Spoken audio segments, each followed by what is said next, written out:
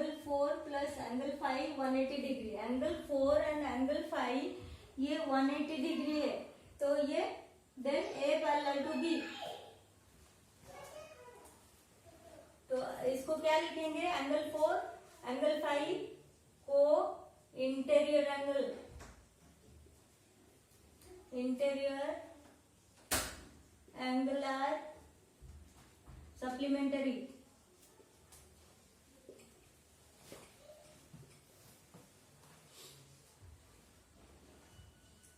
को interior angles are supplementary. हमारे पास ये जो दो एंगल है ये मिलके हमारा 180 डिग्री है, तो co-interior angle are supplementary, then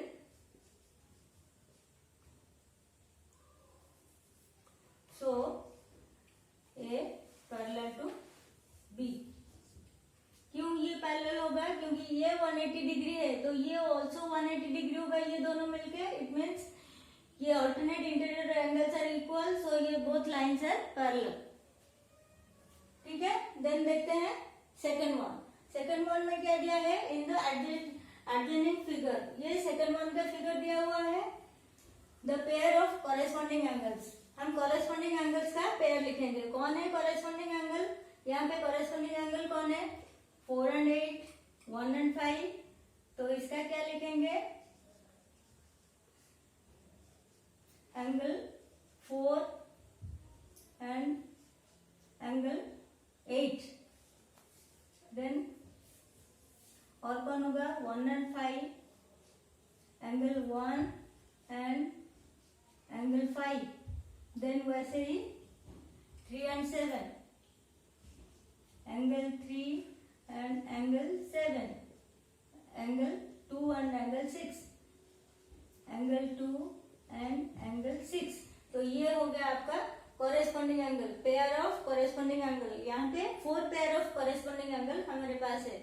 then second part में क्या दिया हुआ है, ये फर्स्ट पार्ट है, सेकंड पार्ट में क्या दिया हुआ है, the pair of alternate interior angle, alternate interior, interior side में होगा एंड ऑल्टरनेट होगा, देन ये क्या होगा, एंगल 3 का 5 होगा, 2 का 8 होगा, देन क्या लिखेंगे, एंगल 3 एंड एंगल 5, देन और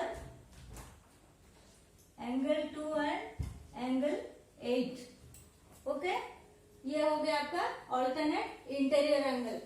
then the pair of interior angle on the same side of transversal, pair of interior angle, interior same side of transversal, ये जो इंटीरियर में ये चारों हो गया, ये चारों में से आपको pair of interior angle and same side में जो दो है उसको लिखना है, पेयर्स लिखना है।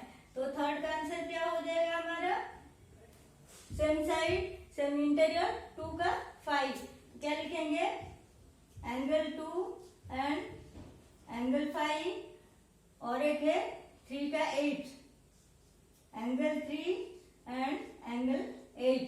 ओके, ये हो गया आपका थर्ड वन का answer. Next the vertically opposite angles, यहाँ पे आपका वर्टिकली ऑपोजिट एंगल्स कौन कौन है, vertically opposite,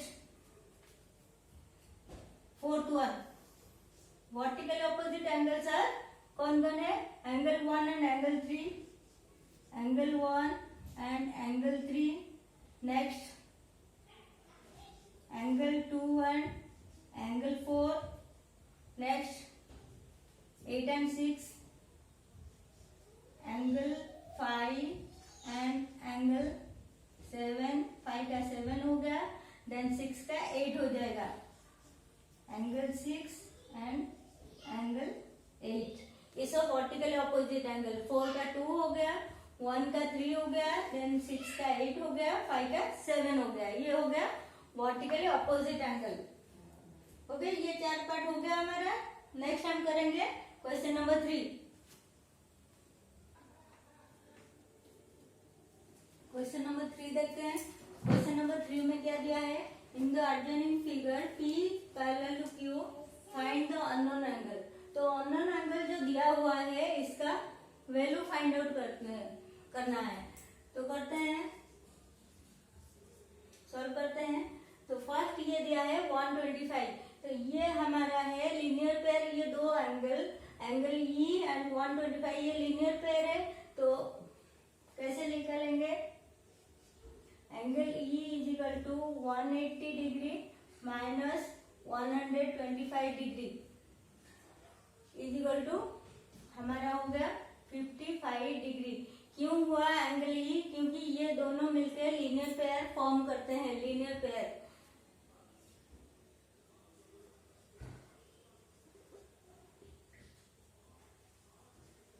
linear pair form करते हैं, इसको आपको लिखना पड़ेगा। क्यों लीनियर पेयर? ये ई एंड 125 दोनों मिलकर लीनियर पेयर मीन्स 180 डिग्री। तो ई को निकालेंगे तो 180 से इसको माइनस कर देंगे जो हमने किया। एंगल ई हो गया हमारा। एंगल ई जितना होगा यहाँ पे एफ भी सेम होगा क्योंकि ये वर्टिकली अपोजिट एंगल, तो उसको सेम वैसे ही लिखना है। Angle E is equal to angle F is equal to 55 degree. क्योंकि 55 डिग्री ये है वर्टिकली ऑपोजिट एंगल। ओके, ये एफ हो गया vertically opposite angle. Then F के साथ ए इज इक्वल टू हो जाएगा F is equal to A, same वैसे ही angle F is equal to angle A is equal to 55 degree. Okay, ये हो गया आपका 55 डिग्री, ये हुआ था 55 डिग्री, ये हुआ था हमारा 55 डिग्री। देन ये भी हो गया 55 डिग्री। ये प्रॉपर्टीज क्या होगा? Alternate interior angle, alternate interior angle. Okay, इसका प्रॉपर्टीज हो गया ऑल्टरनेट इंटीरियर एंगल। देन ये जितना होगा यहाँ सी भी उतना होगा, तो angle C also angle A is equal to angle C is equal to also 55 degree. क्यों? क्योंकि ये भी वर्टिकली ऑपोजिट एंगल। ओके, ये हो गया वर्टिकली ऑपोजिट एंगल। हमारा डी कितना होगा? अभी डी कितना होगा? ये 125 एंड डी ये इक्वल होगा क्योंकि ये करेस्पॉन्डिंग एंगल। तो angle D is equal to 125 degree. क्यों होगा? क्योंकि ये